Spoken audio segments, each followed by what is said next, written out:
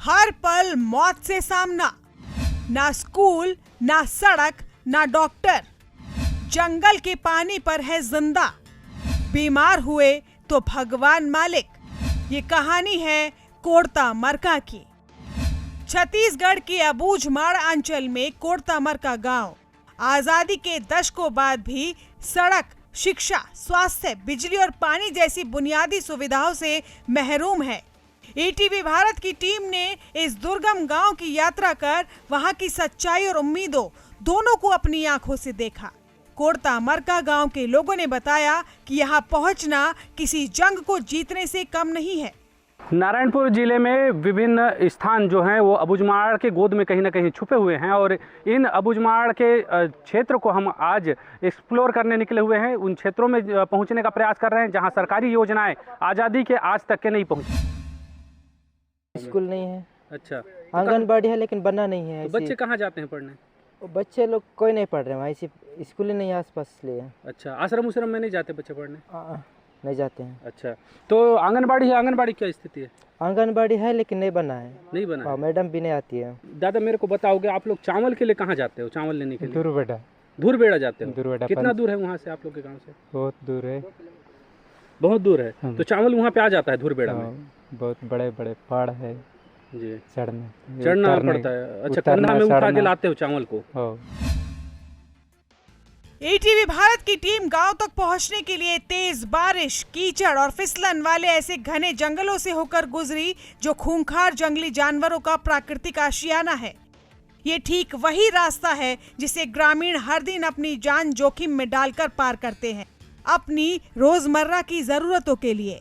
गांव के रास्ते में नक्सली स्मारक भी दिखाई दिए। हम अभी पहुंचे हैं ग्राम फरसबेड़ा के मार्ग में है और इस मार्ग में एक देखने वाली तस्वीर ये है कि यहाँ पर नक्सलियों द्वारा स्थापित किया गया शहीद स्मारक जो उनका कहा जाता है या नक्सलियों का स्मारक जो है वो यहाँ पर स्थापित किया गया है। और जो ये स्मारक है वो साकेत के लिए बनाया गया है जो कभी नक्सलियों के मुख्य लीडर के रूप में जाने जाते थे। साकेत जो है बड़ा नक्सली लीडर माना जाता था जिसे नारायणपुर पुलिस ने ही एक मुठभेड़ के दौरान ढेर कर दिया था। उसी प्रकार से अन्य दो और जो नक्सल स्मारक हैं वो भी बनाए गए हैं। ये 25/7/2024 एक साल पुराना ही यह स्मारक नज़र आता है और छोटे स्मारक में किसी भी प्रकार के नाम नहीं लिखे गए हैं। ईटीवी भारत की टीम गांव के करीब पहुंची तो सबसे पहले ग्रामीणों की देसी इंजीनियरिंग और आत्मनिर्भरता का एक जीता जागता उदाहरण बांस के पुल के रूप में नजर आया। सामने आ रहा है जब सरकारें नहीं पहुंच पाती उन क्षेत्रों में ग्रामीण किस प्रकार से गुजर बसर करते हैं, इसका सीधा उदाहरण आप देख सकते हैं। ये काफ़ी कहीं ना कहीं एक अबूझमाड़ का जो गांव है कोड़ता मरका गांव बताया जा रहा है और इस गांव तक के हमको पहुंचने में खासी मशक्कत करनी पड़ी है।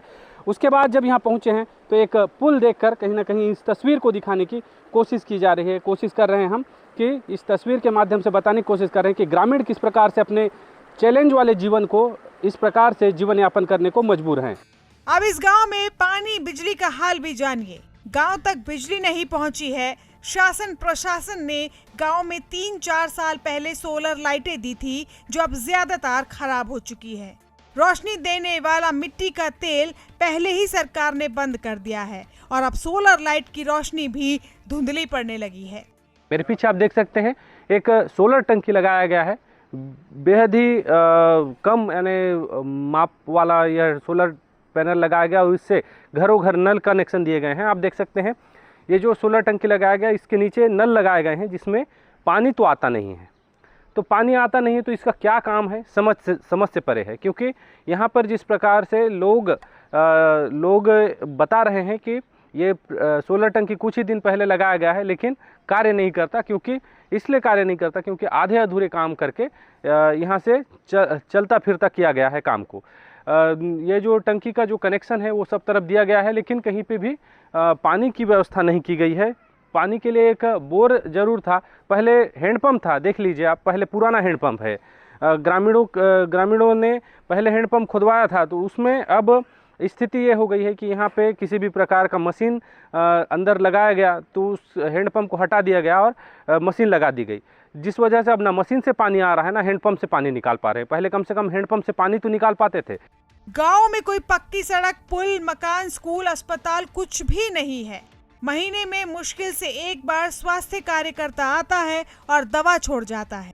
गंभीर मरीजों को कावड़ में उठाकर कुतुल तक लाया जाता है और वहां से जिला अस्पताल भेजा जाता है। आंगनबाड़ी कार्यकर्ता कभी नहीं आती।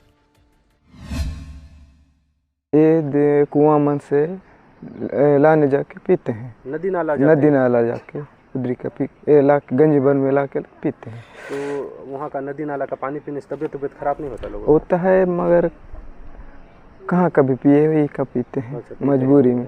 स्कूल नहीं है ना कुछ, रोड का सुविधा नहीं है ना बिजली का सुविधा नहीं है। सेंटस वाले भी आके पाइप गाड़ दिए, अधूरा काम करके चले गए। गांव के लोगों ने आपसी सहमति से शराब पीना और बेचना प्रतिबंधित कर दिया है। गांव के सभी मकान मिट्टी, लकड़ी, पत्थर और बांस से बनाए गए हैं। पशुओं के लिए अलग बाड़ा, जल निकासी की व्यवस्था और साफ सुथरा वातावरण, ये सब दर्शाते हैं कि ये लोग आत्मनिर्भर हैं, संगठित हैं और हर परिस्थिति में जीवन जीने की मजबूत क्षमता रखते हैं। लोग यहाँ पर एक दूसरे का सहयोग करके जीवन यापन कर रहे हैं। यहाँ लगभग 19 से 20 घर हैं जिन घरों में लोग निवास करते हैं और ये अपने खेती का जो प्रथा है उसको चलाते हैं और खेती करके ये जीवन यापन कर रहे हैं। साथ ही साथ जंगलों से जो वनोपज संग्रहण करते हैं, उन वनोपज के माध्यम से कहीं ना कहीं ग्रामीण अपने जीविका उपार्जन कर रहे हैं।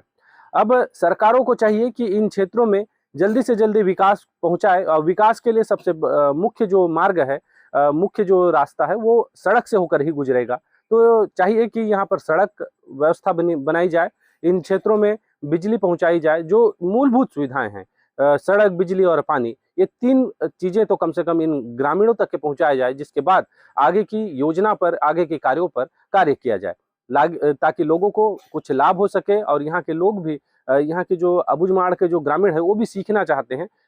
सरकारें आए, उन्हें सिखाएं और कहीं ना कहीं उसका लाभ इन ग्रामीण उठा पाएं। ईटीवी के लिए आकाश ठाकुर, नारायणपुर।